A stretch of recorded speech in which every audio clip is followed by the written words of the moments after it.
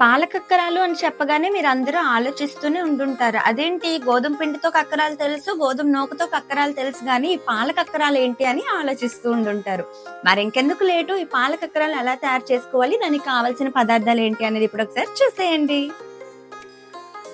పాల కక్కరాలు తయారు చేసుకోవడానికి కావలసిన పదార్థాలు: పాలు, బియ్యం కలిపి ఉక్కించుకున్న మిశ్రమం, కొబ్బరి, పాలు, పంచదార కలిపి ఉక్కించుకున్న కొబ్బరి మిశ్రమం, వేయించి పొడి చేసుకున్న నువ్వుల పొడి ఒక 2 స్పూన్లు, పాలు విరగ్గొట్టి తీసిన జున్ను.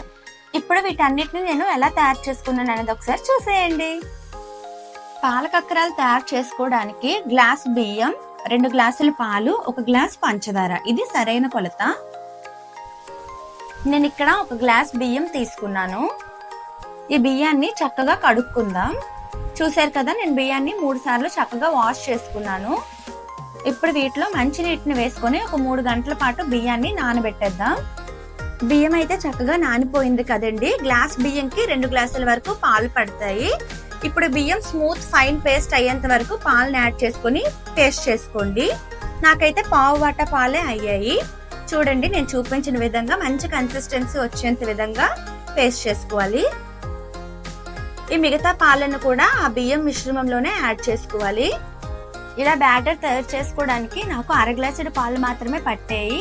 మిక్సీ జార్లో కొద్దిగా బ్యాటర్ ఉండిపోయింది. నేను 1/2 గ్లాసుడు పాలను మిక్సీ జార్లో యాడ్ చేసుకున్నాను. అలాగే రిమైనింగ్ గ్లాస్ పాలను కూడా అందులోనే యాడ్ చేసుకుని ఒకసారి చక్కగా టర్న్ చేసుకున్నాను.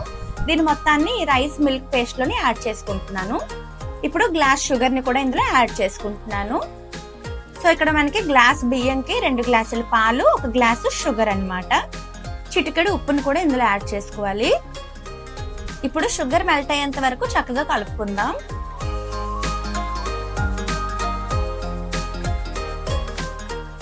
ఇప్పుడు స్టవ్ ఆన్ చేసుకొని మిశ్రమం మొత్తాన్ని స్టవ్ మీద పెట్టుకోవాలి.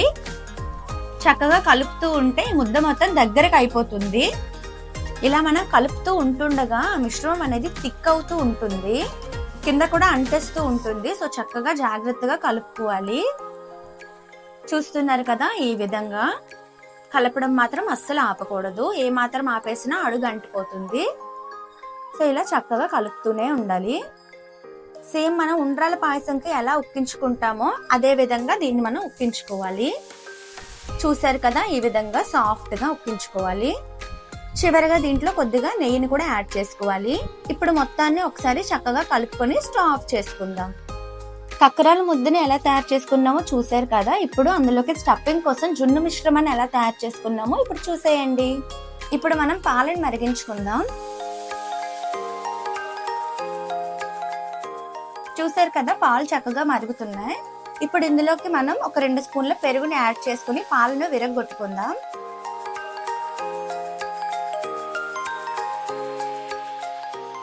చూసారు కదా, పాలు చక్కగా విరిగిపోయాయి. ఇప్పుడు మనం దీన్ని స్ట్రెయిన్ అవుట్ చేసుకుందాం.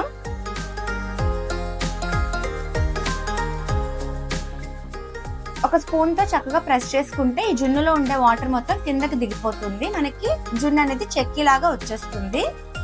జున్ను మిశ్రమం చక్కగా తయారు చేసుకున్నాం కదా. ఇప్పుడు కొబ్బరి మిశ్రమాన్ని ఎలా తయారు చేసుకోవాలో చూసేయండి.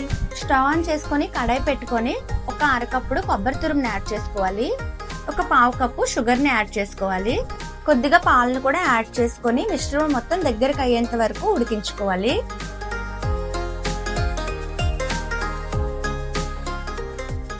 చూసారు కదా, కొబ్బరి మిశ్రమం బాగా రెడీ అయిపోయింది. ఇప్పుడు మనం స్టఫింగ్ ని తయారు చేసుకుందాం. స్టఫింగ్ కోసం విరగ్గొట్టుకున్న జున్నును చక్కగా చుదుముకోవాలి నేను చూపించిన విధంగా. ఇందులోనే కొబ్బరి మిశ్రమాన్ని కూడా యాడ్ చేసుకొని చక్కగా కలుపుకోవాలి. వేయించి పొడి చేసుకున్న నువ్వుల పొడి. ఇప్పుడు ఈ 3 ఇంగ్రీడియంట్స్ ని చక్కగా కలుపుకొని స్టఫింగ్ ని తయారు చేసుకుందాం.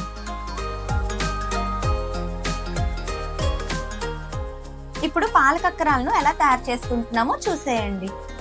మనం ఉక్కించుకున్న పాల కక్కర ముద్దను ఒక చేతితో చక్కగా ప్రెస్ చేసుకుంటూ సెంటర్ లో మనం స్టఫ్ చేసుకున్న ఆ మిశ్రమాన్ని పెట్టుకోవాలి.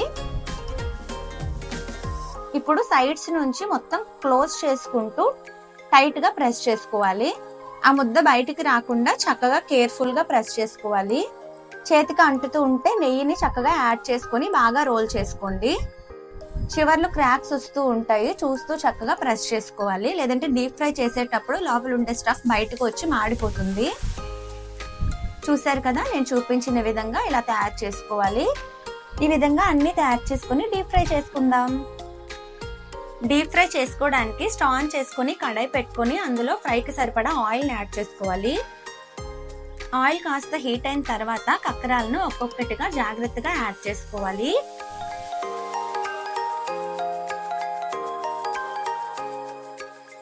ఈ పాలకక్కరాలు చాలా హల్కాగా ఉంటాయి కాబట్టి మాటికి కదుపుతూ ఉండకూడదు.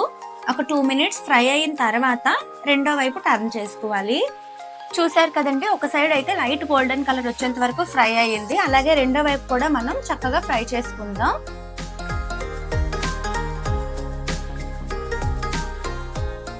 నాకు కొంచెం క్రిస్పీగా ఉంటే ఇష్టమండి, అందుకే నేను వీటిని కొంచెం బ్రౌనిష్ రెడ్ కలర్ లో ఫ్రై చేసుకుంటాను. చూసారు కదండి, చక్కగా ఫ్రై అయిపోయింది. ఇప్పుడు వీటిని మనం ప్లేట్ లోకి తీసుకుందాం. రిమైనింగ్ వాటిని కూడా ఇలాగే చక్కగా డీప్ ఫ్రై చేసుకుందాం.